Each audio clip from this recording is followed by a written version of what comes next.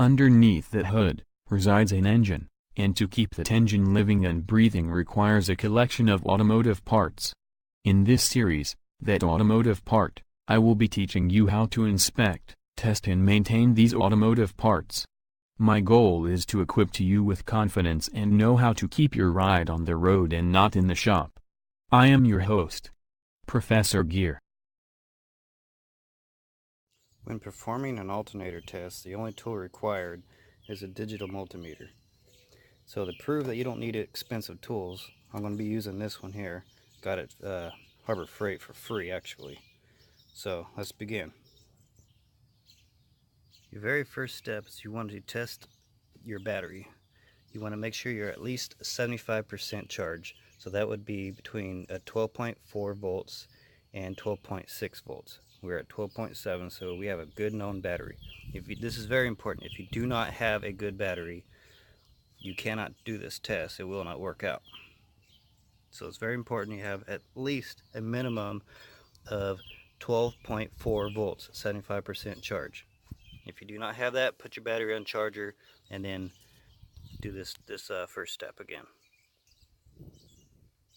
Okay, so step one, with the vehicle off, all accessories off, record the voltage at the battery. Step two, start the engine and record the voltage at the battery. Voltage should increase between a half a volt to 2 volts from step one. This test will check the alternator's output. Okay, this is engine running at idle. That's the voltage increase from step one. Step three, to test the regulator operation, you're going to want to go and turn everything on that's electrical. So you're going to turn your stereo on, your lights on, everything.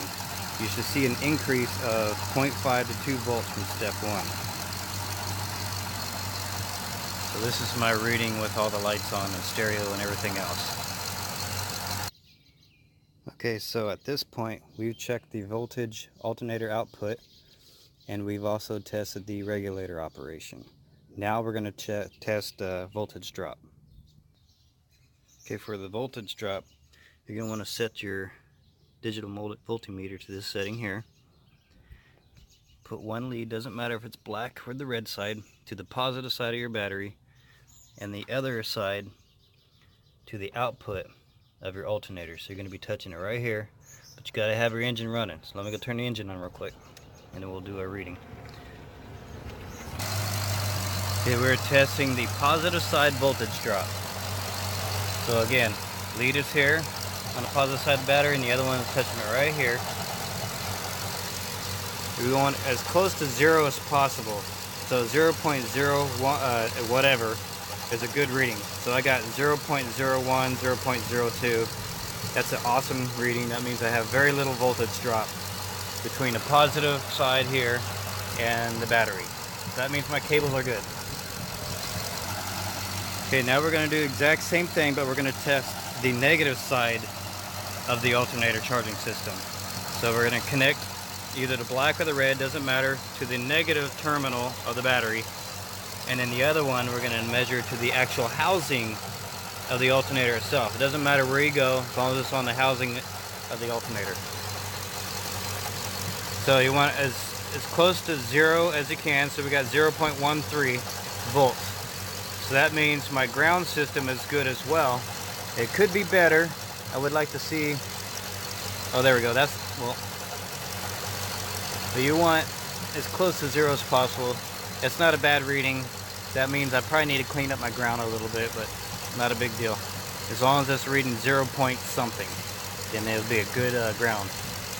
That's your voltage drop on the ground side. When testing your charging system, it is also important to check the belt. I'm going to check the condition, because if the belt's slipping, you're also not going to get a good charge. So you want to check the tensioners. This is my tensioner right here. You want to make sure you got good flex. You don't want too much flex. Just a little bit. Make sure the belt's nice and tight. You also want to check the condition of the belt itself. This one looks good. Make sure there's no cracks, no splits. Okay, Next test is the alternator's AC ripple. The purpose of this test is to test the alternator's rectifier diodes, if they're good.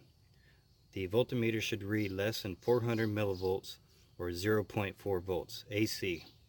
If the reading is over 500 millivolts or 0.5 volts AC, the rectifier diodes are defective. So depending on what type of multimeter you're going to be using, I have this one set for volts AC. I have it set on the 200, and on this cheapo one we got it set for the 750. So on the cheap one we're going to be measuring if it's less than we want 500. Let's see what I say. Yeah, so on this one we're going to be reading less than 400 millivolts, and on this one we want it to be less than 0.0 volts. Alright, let's begin. You're going to want to start your engine, rev it up to about 2000 RPM fast idle, connect the leads to the positive and negative terminals. So this one here, we got it set to the negative and positive terminals on the battery. On this one here, we're going to do it a little different. We're going to test directly onto the alternator itself. So I'm going to connect one lead to the body, and the other lead we're going to put on a positive terminal right here. And that is going to be for this one here. Okay, so this one's going to be less than 400, which it definitely is. So we do not have a whole lot of AC ripple, so that's great. Now let's check this one here. Again, we're on the body here, checking the positive here. Wow. Pretty much no AC ripple at all. Alright, so I definitely have a good